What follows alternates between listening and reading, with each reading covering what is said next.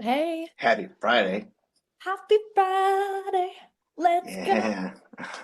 Oh, I'm so excited for this. How are you doing? I'm doing great. I actually have probably like 15 people at my house right now. Uh, yeah, I every Friday I hold a co-work brain jam and I invite everyone Right. that I know to just come jam with me. And That's so like awesome. some magic happening out there. Actually, Andrew's here. Oh yeah, so fun. I know there's lots of people out in Austin. We're having major FOMO. We're like, can we get out there? Do we do we Yeah. shoot over? Um, so good. Okay, let's see. There are a lot of AI note takers, so I'm gonna kick all of those out, I think. So many that I can't see them. Okay, there's some people. Let's see. Spencer, we've been looking forward to this. Good. I had something a little controversial for you today. Ooh, Just a controversial. little controversial. Some All secrets right. that your team has been wanting to share with you, but that they never will. So, Ooh, all right. yeah, Let's bring it. I know we have more people. Yeah, they're still kind of trickling in here. Um, I was gonna say if it's just me, you, and Allie, we'll still crush it. oh, we would send it. You Spencer, would Allie, send it Allie, hard because Spencer. like Ray Ray's like, you better be on Spencer's call because this is for you. I'm like, yes, ma'am. I will not. And look at us with the purple and the pinks and the black. I mean, we're just Yeah. Oh yeah, everyone's got it going. And Andrew's here, so I was Yay. representing the seven figure CEO. I actually he's in another room doing a call. And I came in. And I always tell people I paid $90,000 for this sweatshirt. Very expensive. Yes. It made me a million, and my company was acquired, but it was a very expensive. Yeah.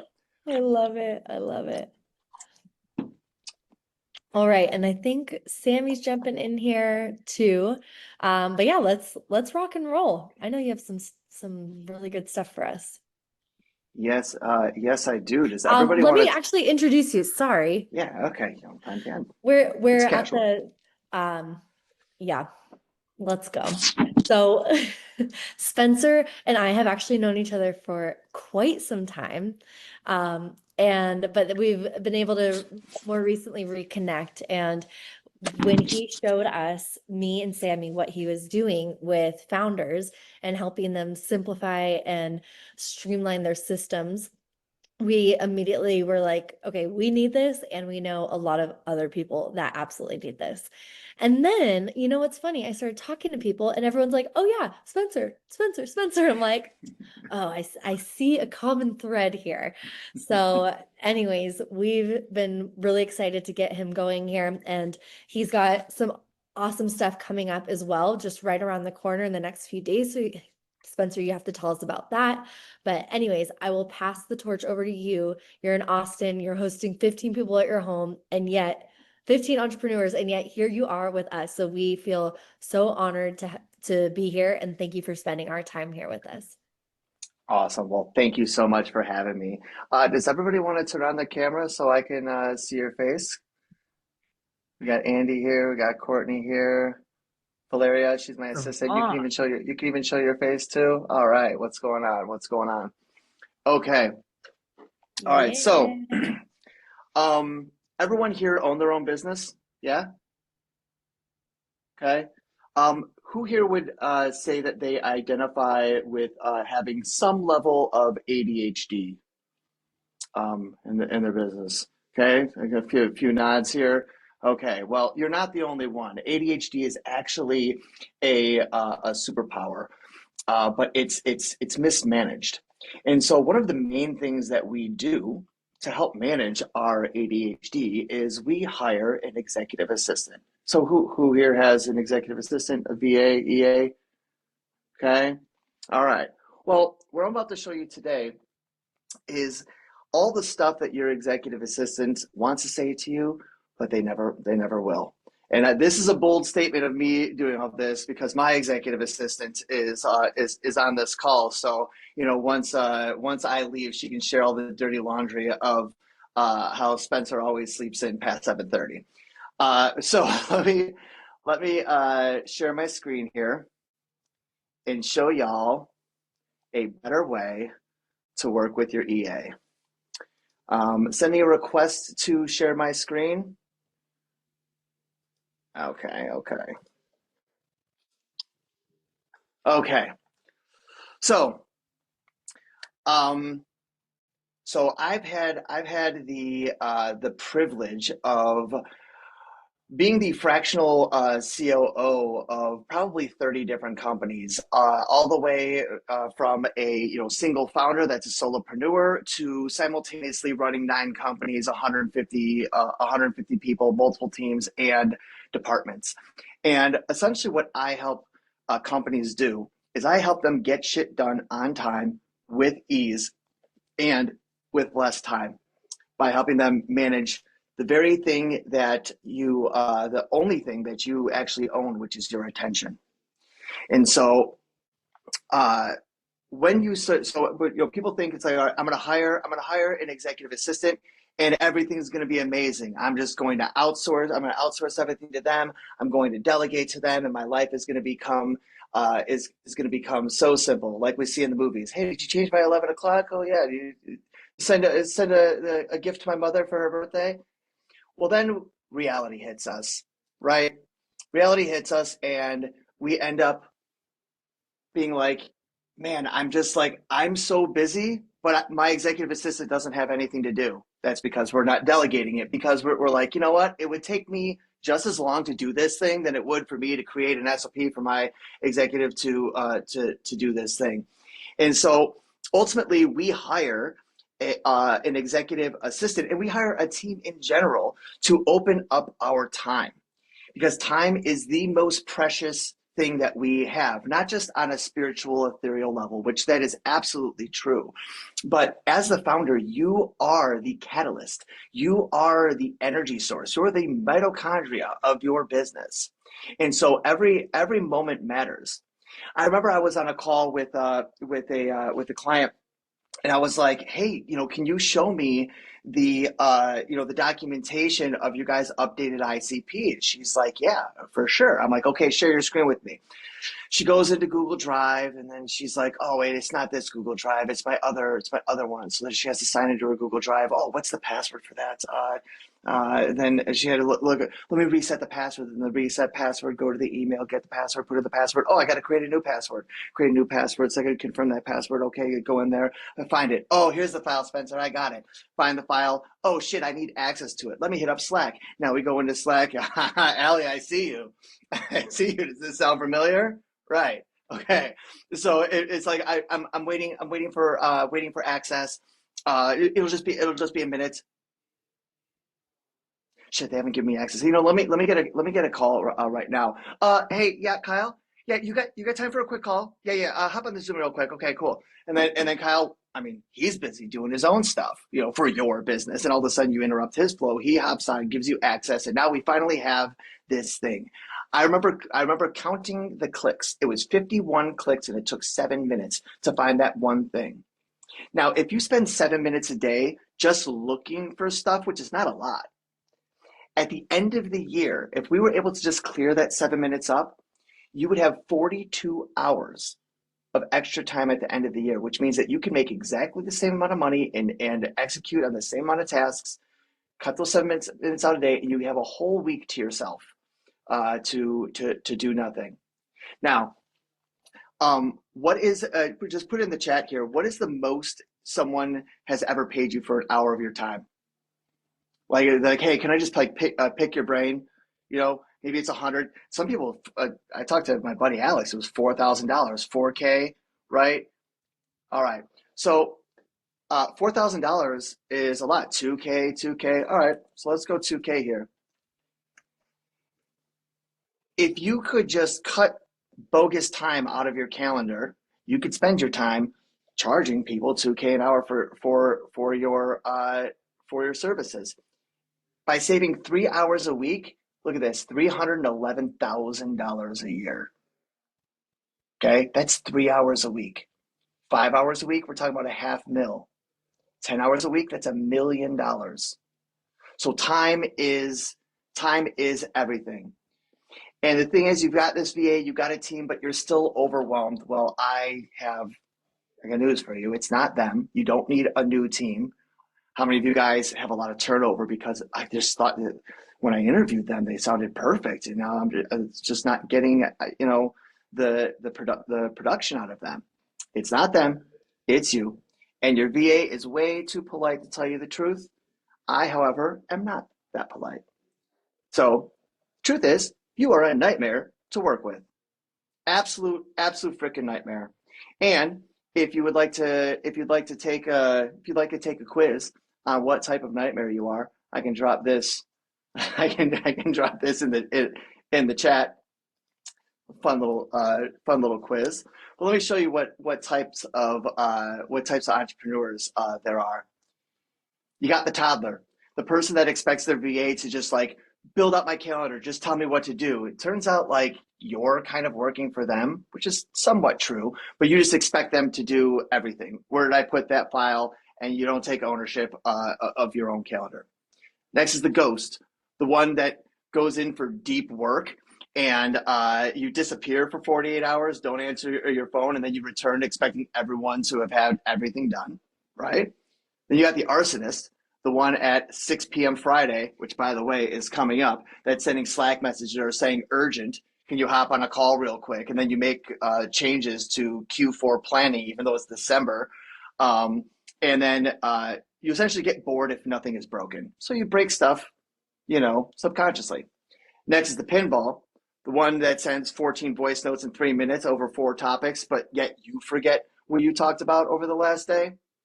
The cryptographer, the one that just sends an email and says like get it done, or just like sends a message like thoughts or handle it, and then it like you get upset when they can't read your mind.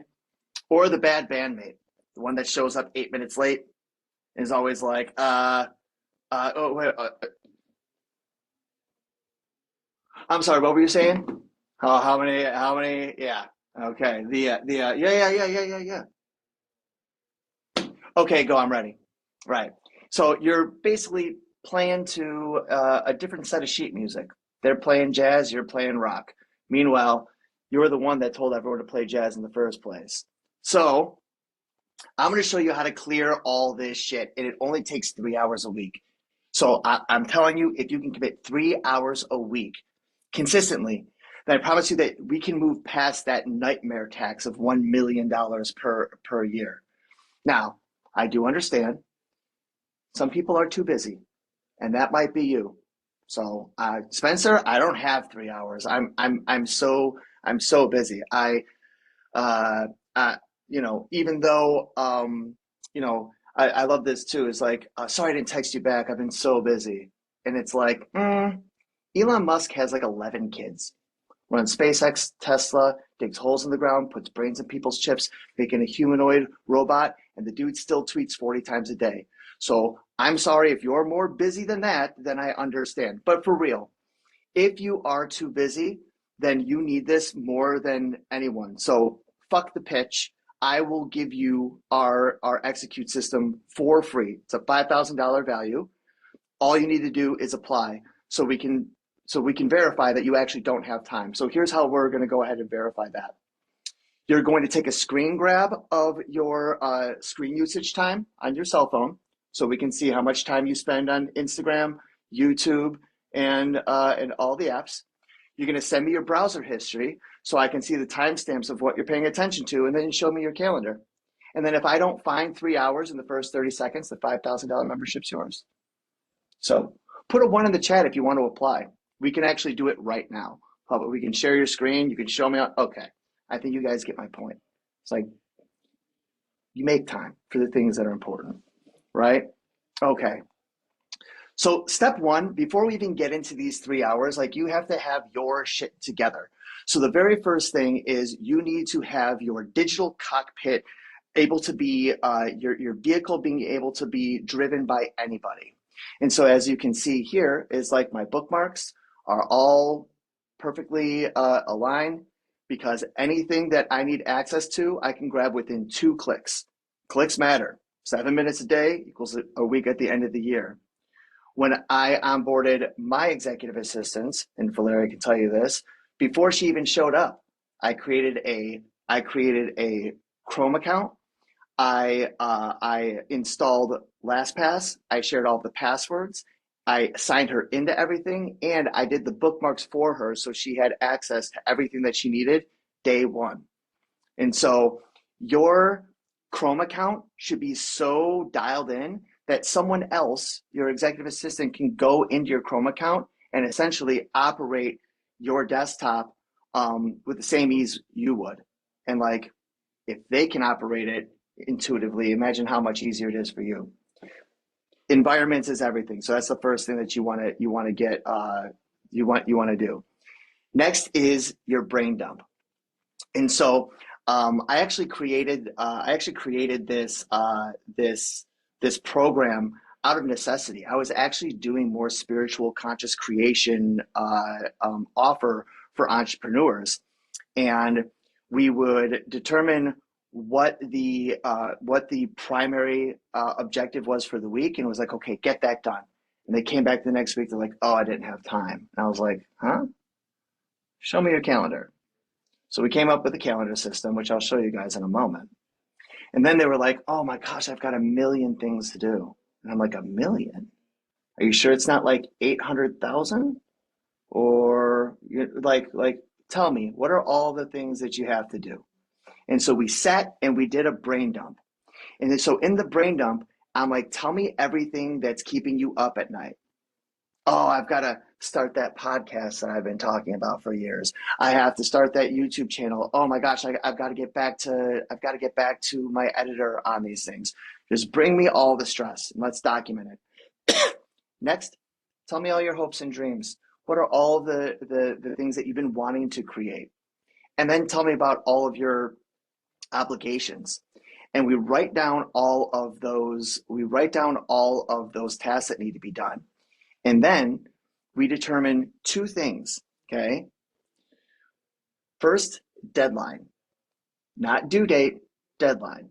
Due dates don't exist the way that you think that they do. The deadline is this has to be done by this date or there are serious consequences to be paid. So next is the time estimation. How long is this going to take? However long you think it's going to take, give yourself 50% more. I can always tell someone who sets themselves up for whatever the opposite of success is when I'm like, okay, you've got that task, you got to write that email sequence. How long is that going to take? And what someone says is, I could get that done in an hour. You could if everything went perfectly. So like, why do you do that to yourself? Give yourself 90 minutes to do it. Create spaciousness. Be kind to yourself. Like it's highly encouraged and celebrated amongst your team for you to be kind to yourself, right? You are the powerhouse of the company. And so at the end of the day, when we do this brain dump, it's like, these are all the things I need to be done. Here they are in order of deadline, and here's how much time it's going to take. So it turns out you don't have a million things to do. You have 43 things to do that will take you a total of 70 hours. So now that you're getting you're getting what's required of you into a centrally located place that is accessed by everyone as a single source of truth, now you set yourself up to be able to be supported. Because a lot of times we just keep everything in our brain and get frustrated when I'm not getting enough support, which is like the battle cry of the entrepreneur whose company is growing and trying to scale. And so we've got to get the brain dump and all the tasks out, right? Next is your calendar. Now, most people's calendars look like this. They're simply just appointment books, right? I've got a meeting on Wednesday. I got a training event, a friend's birthday dinner, and there's all of this spaciousness. Now I understand, especially these days for like nomadic or digital entrepreneurs, is like I want to be in flow, so I don't book up my calendar. There's a fine line between being in flow and drifting, and so this actually should give you anxiety because there's no intentionality to it. And I don't know what spiritual practices you abide by, what religion you belong to, or what personal development programs that you're currently in, but I'm pretty sure absolutely none of them say don't be intentional. It's not good for you. It's not. It's not. It's so funny how we can disagree about everything. Be a vegetarian. No, be carnivore. There's conflicting ideas with everything except for this. Intentionality is better than not intentionality. So sometimes your calendar might look like this, where it's like, oh, my morning routine and my meditation, 7 days a week. Really? Really? At 6:30 a.m. every day, like clockwork? So, no. And then it's like you've got to work out at 11, but you got a meeting. So, like, what did you do? Were you running sprints while on your meeting, doing sit-ups while taking calls, or did that just not really happen? Now, I'm pretty sure I don't even have to ask for hands on this one. That there are times where you get super motivated and you build out your calendar for the next week, and it's like I'm going to be regimented this week, only for you to fall off of it a week, two, maybe three afterwards. You want to know why? It's because you don't reconcile your calendar. You're treating it as a scheduler of a suggestion of a schedule rather than a ledger for your attention. Like I said, our attention is the only thing that we own and the most valuable commodity on the planet. It is what the seven biggest companies in the world hover their existence around. It's not oil, it's not gold, it's attention. And the one that manages their attention the best is the one that wins the game. That's why Facebook is richer than you, because they know your attention better than you do. They knew my sister was pregnant before she did. She's like, why am I getting all of these baby things? That's a story for another time. Another reason is when you go back and look at your calendar, why would you want to look at your calendar when all it is a graveyard of the promises that you made to yourself and never followed through? Every time you go to your calendar, it's like, oh, this is who I promised myself I would be, and I'm actually not. Let's have this be the first thing we do on Monday, you know? So it's like it's not a way to live. So the when you actually put when you actually put your intentions in the future, you let the universe know where you're going to be for it to deliver its abundance to you in the form of all sorts of magic, but the direct magic of like your team actually being able to support you because they know where you are in time and space, right? Or everybody just drift and hopefully we can just find each other. I mean that's just like that does not work. Try going to Burning Man and meeting up with your friends. That's what it's like, right? It's like good luck. Yeah, we'll meet at the main stage, after sunset. Like, okay, great. Um, so once you've got your calendar set up, you've got like all of your obligations are in a centrally located place and well documented. Now we have our 3 meetings. You're probably already doing 2 of these meetings, but you're probably just doing them in a not as efficient way as it could be. So you have one, the most important meeting, which is the meeting with yourself. You've got 2, the meeting with your executive assistant, so you can have a clear runway of what's going to happen and they can support you along the way. And then 3 is your all team meeting, or depending on the size of your company, like your leadership or executive meeting. So the meeting with yourself, It's once a week. It's on Wednesdays. It's called action planning. And I do it every week at 9 a.m. and 11 a.m. That's where our execute community does this. And what we do here is it is the only hour of the week where we are 100% self-centered, totally self-centered. It's an hour where you give yourself that very precious attention and give it to nothing else. Reflecting on how you've shown up for yourself. The very first thing that we do there is we do a meditation. And the prompt of the meditation is write down all of the acts of service that you have done for yourself this week, both big and small. And I tell people, I prompt people to say like, Spency, you know what I love about you is that you make me coffee in the morning every single day. Spency, you know what I love about you? You let me sleep in on Friday. Sorry, Valeria.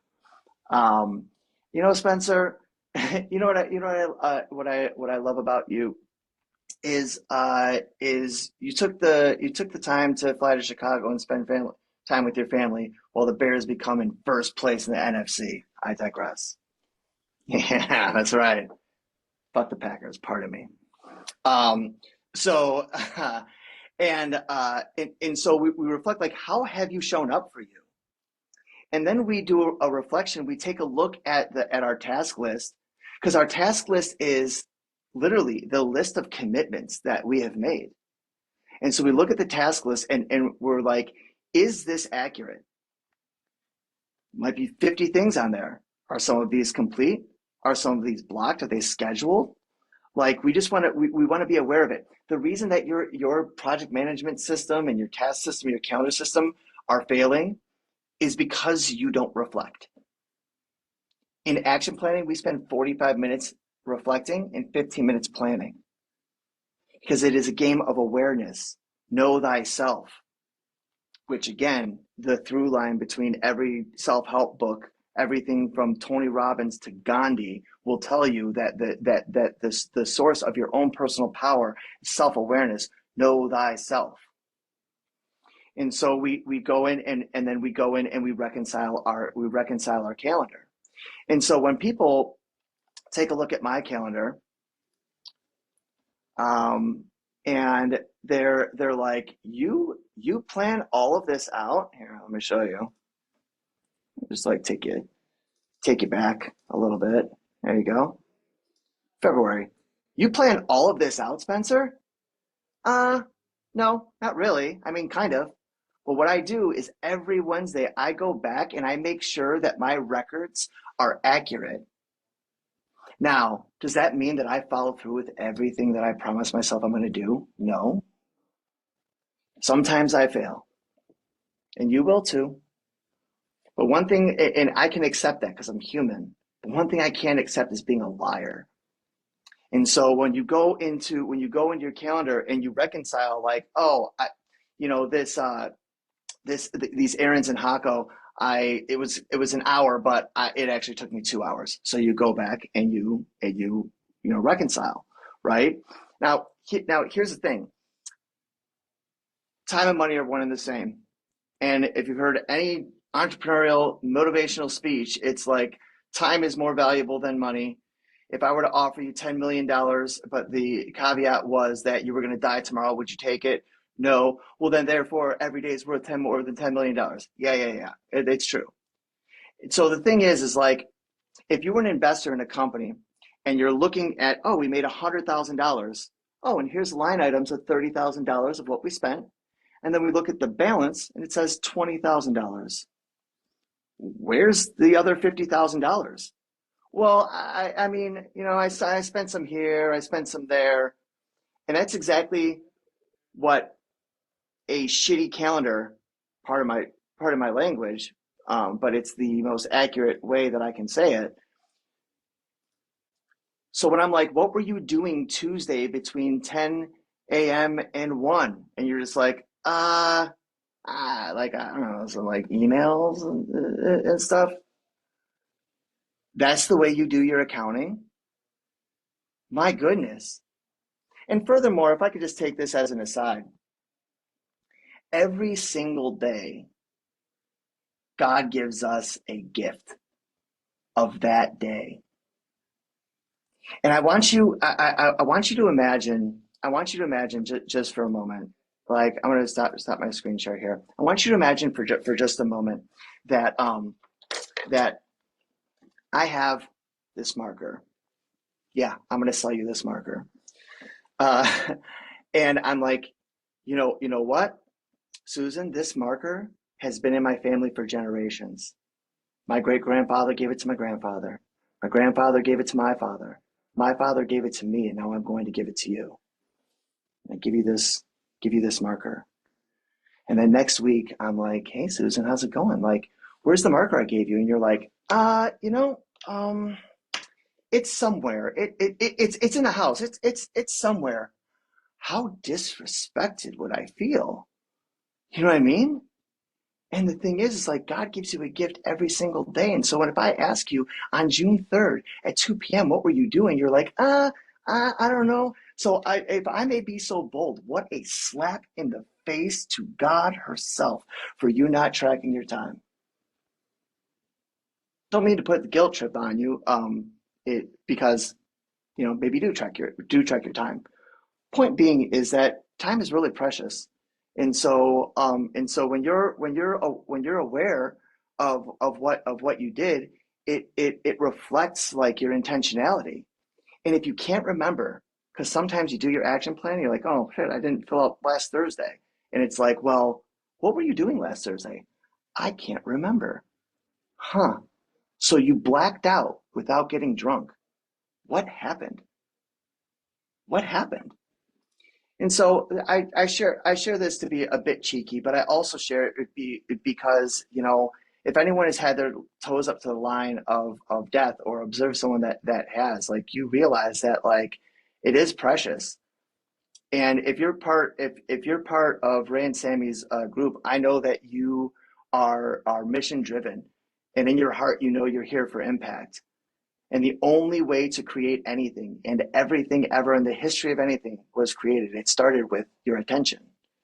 So that's why like I like take this so seriously, um, and I take it so seriously that I kind of got to be playful with it to soften the edges, because life is precious.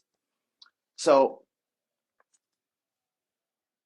once a week, we spend our time reconciling the calendar, reconciling our task lists, and reflecting on our identity. And so I'll get to the identity part in a moment. It deserves its own little section because it is the most important thing. But that's what we do for our first meeting. Our second meeting is the executive sync with your executive assistant. So, excuse me, every meeting in the history of meetings all happen are all they're all the same. Every meeting structure should be exactly the same. I'm going to show that to you right now.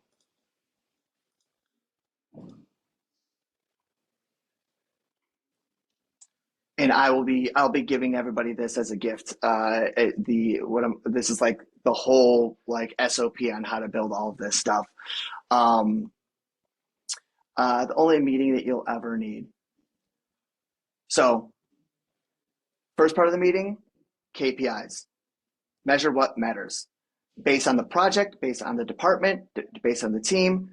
Of this team, what are the KPIs that this particular task force or team or group is to achieve, and what are the numbers?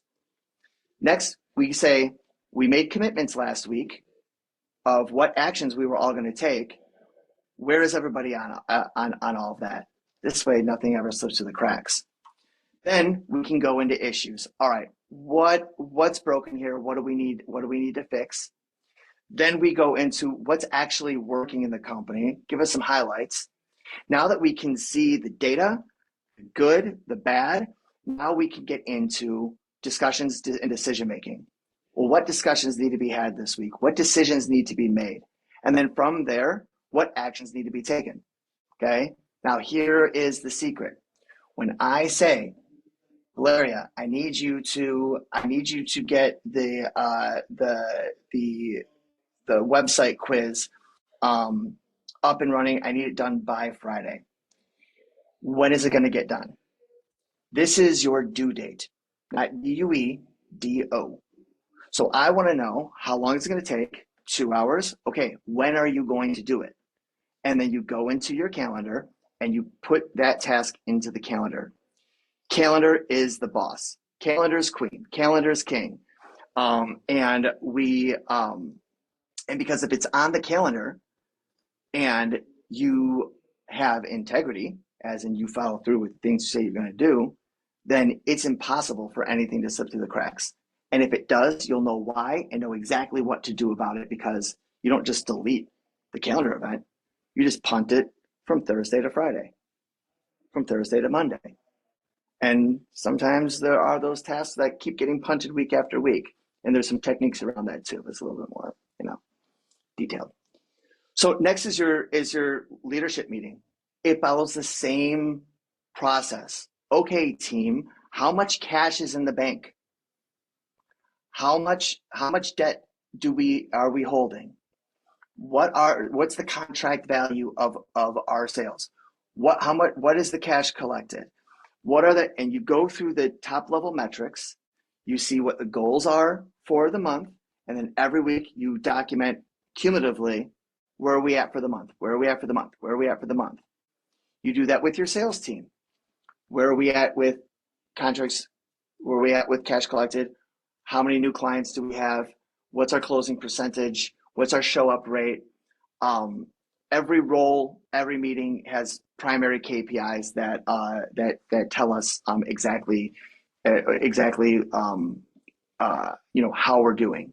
And only once you have the data can you then make decisions. Because otherwise, it's just a bunch of people with a bunch of opinions based on how they feel, giving suggestions to run and scale this business. Which, by the way, you may be thinking to yourself, well, like, it wasn't always like this.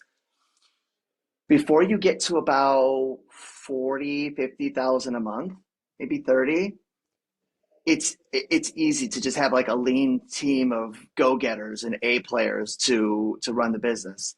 As soon as you start getting to 50, 60, $80,000 a month, you all of a sudden have departments that are siloed, and the right hand doesn't know what the left hand is doing.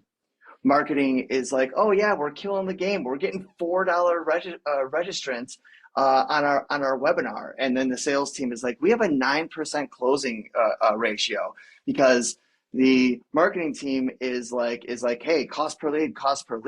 So they're sending a bunch of leads to India, and they're getting 50-cent webinar registrations to unqualified buyers. And so no offense to India, but like, I see a couple of you guys laughing, so you know what I'm talking about, right?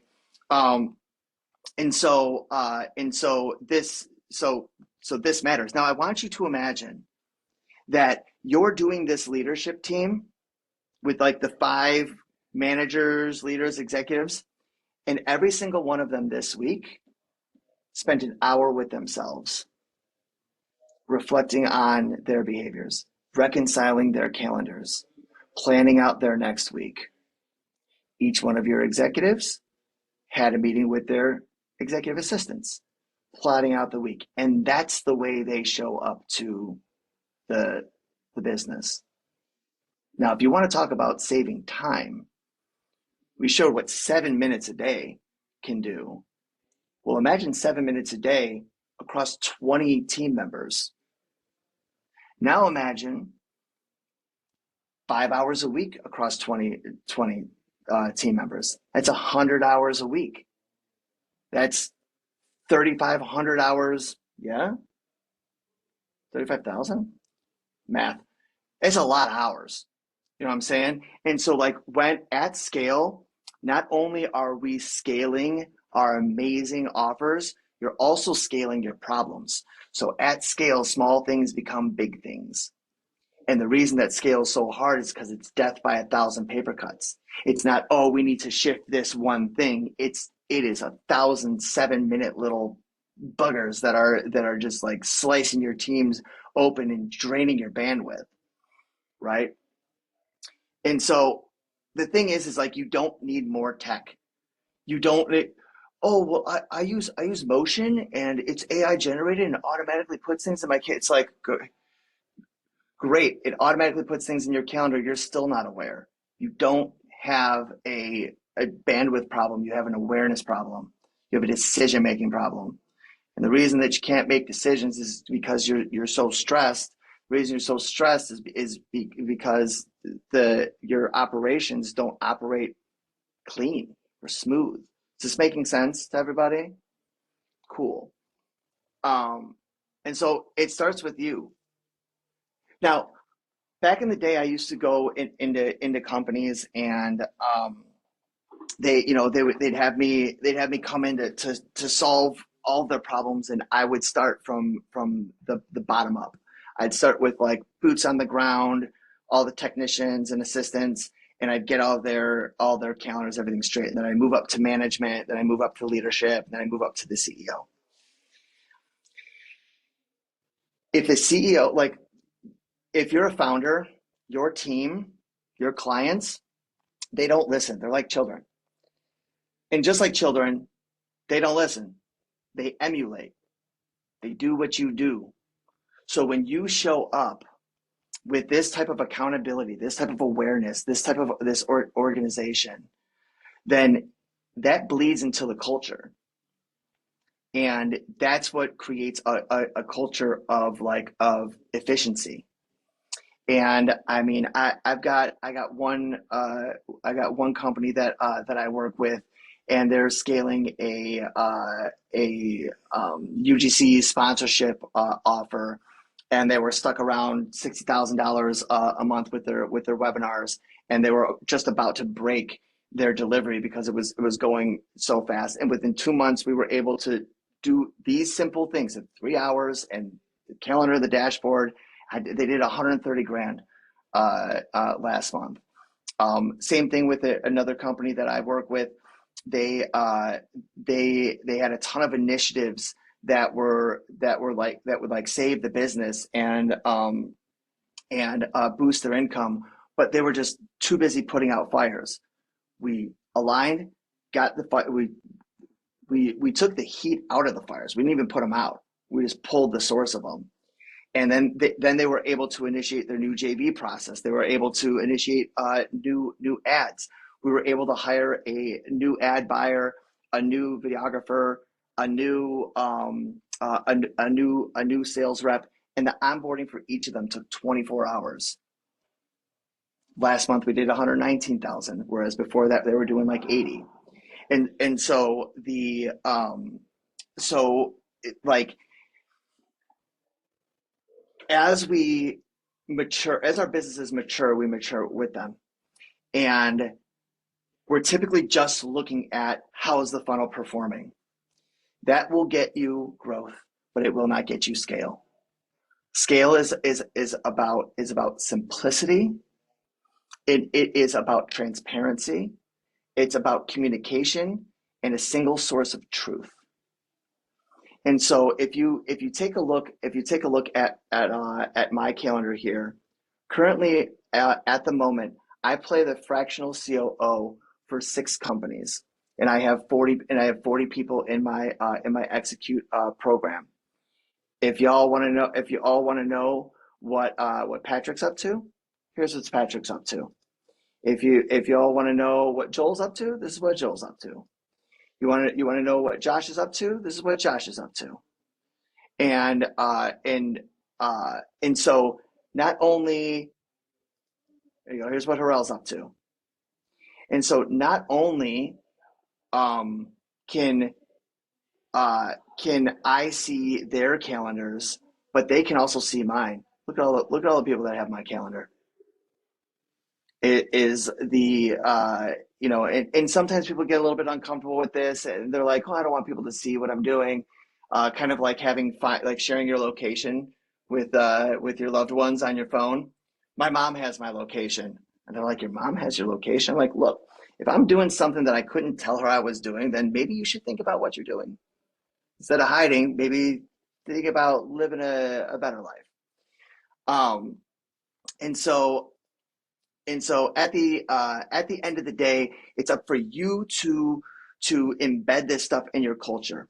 And of the so we create this ecosystem that I call execute, and then I have a culture amongst my team, about amongst the entrepreneurs in my community. Our community is called Brain Jam, and the culture in the community is based first and foremost on integrity. Your intentions, your commitments, your actions all being the same thing. And that is how we judge your character. After that, after that, it's intent. Like, what are you trying to do? And this gets us really clear on our business model and our Q4 plan and our 2026 plan. And then once we know that you got clear intentions with a good heart, then it's impact. Okay, now what did you do with it? You're in integrity, you have a good heart, like what did you do? And so if you are struggling with like the impact that you're making, whether it's to your bank account or to your audience, the very first question I ask is, are you integrity? Are you in integrity? Like, do you follow through with the things that you say you do? Show me your calendar. And so when you build that into the culture, it creates radical personal responsibility. And so like, can everyone here agree that these values and ecosystems, when it's run by your team, it's a cure for managing the chaos of your business, right? Then I want you to say this out loud. Legit, this is the identity imprinting part. Hand on heart, close your eyes and literally say it out loud. I lead my team by taking my own medicine. And then on a scale of 1 to 10, 10 being you are as certain of it as your own name, and 1 being like, that is not me at all. Where does that land for you? I lead my team by taking my own medicine. 5.2, 9.1. Here's the thing. If you're so bold, you can put the number in the chat. Okay. So if you're a 9.9 or a 4.2, ask yourself this question. What evidence have you created in the past week to demonstrate that to be true? Because it's not a 0. You did show up. So even if it's a 2, like you are doing it. So let's identify what that is. And then even if you're a 9.9, what opportunities do you have next week to demonstrate that to be true? What opportunities do you have next week to make that a 10? And so we project that image in the future so that when we come by next week and we say the same thing out loud, I lead my team by taking my own medicine, we can take a look at, well, what evidence did you create last week? Was it the evidence of the opportunity that you said you had last week? And this is how we strengthen our identity. And so what's really cool is everyone has a different identity that's required in order to build their vision. And so we create these identity statements and check in with ourselves. And we do this during action planning so we can make sure that we're aligned to behave in a way that is in alignment with our values that will help us build our vision. And so at the end of the day, Scale is about simplicity and transparency. 1 document for your meetings to document your thoughts, 1 task list so you know what your commitments are, and 1 calendar so we can track if you're following through with your commitments. And at the end of the day, integrity is the only human KPI. It's the only thing that matters. It's the primary KPI being the human. Your intentions, thoughts, and actions. And so if you're ready to stop being a nightmare, then book a call with me and let's do an audit and see like what are the little things that we can do to help you improve your workflow. I will drop this. I'll actually drop this whole presentation for y'all right here.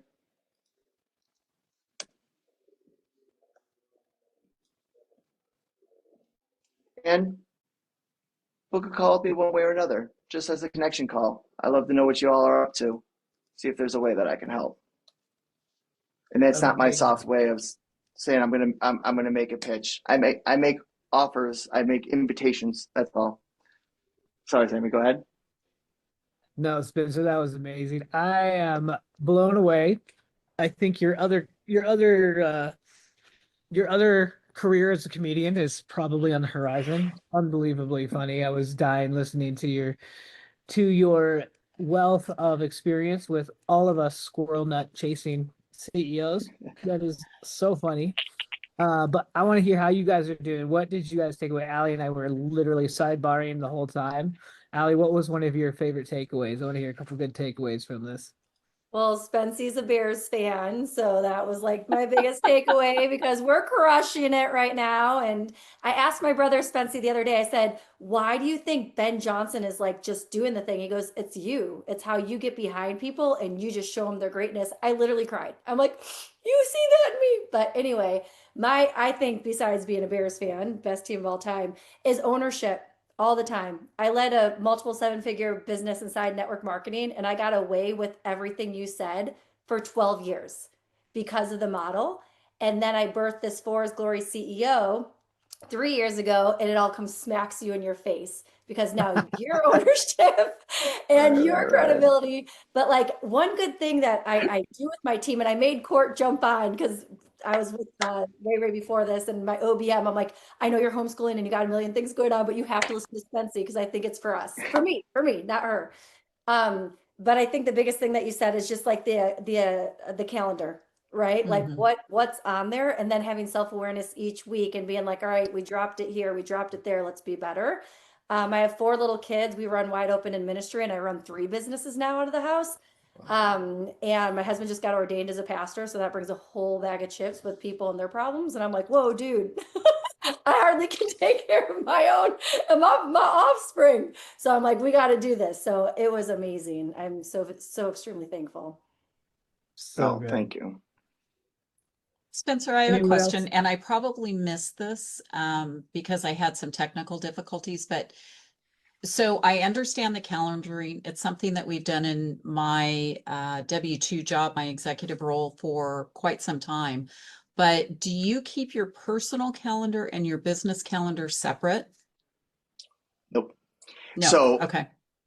and so if there's something personal, like, I've got to get a prostate exam. I don't write butt doctor on my calendar. I just write appointment, and so people know not to bother me during that time. I mean, me personally, I probably do put butt doctor, but like, there's a way to be subtle about, if you're going on dates and stuff. I just write me time. So, but yeah, I keep it all in one. And so, Allie, this might be for you. I have multiple businesses too. I have a real estate business, or rental units and things like that. And for now, I'm running that. That's probably going away. But do you keep those all on the same calendar as well and just color code it? So yes. Now, Okay. this can get a little tricky. Like, let's say you have two email addresses that you're using. Yeah. So I use an app called Reclaim, and Hmm. Reclaim will consolidate the calendars into one.